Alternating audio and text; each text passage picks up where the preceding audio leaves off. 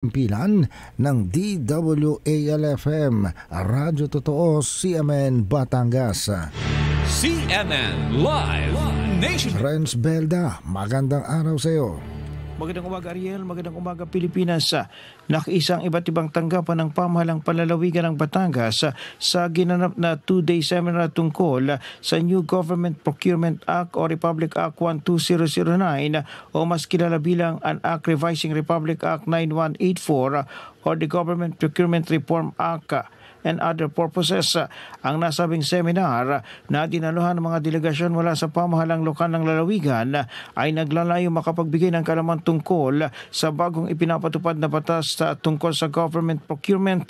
Kabilang sa nakibahagi sa nasabing seminar, sina Provincial Veterinarian Dr. Romilito Marasigan, Provincial Assessor Joselito Javier at Acting Provincial Treasurer Estrelita Burog.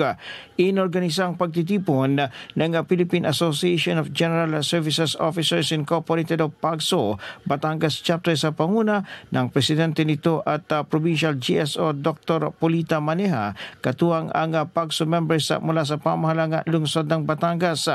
Ginanap ito sa Batangas City Sports Coliseum. Mula sa DWALFM 95.9, ito si Renz Belda ng CMN Batangas, nag-uulat live para sa CMN Pilipinas. CNN Live Nationwide. Maraming salamat Renz Belda mula po naman sa impilan ng DWALFM, Radyo Totoo, CMN Batangas.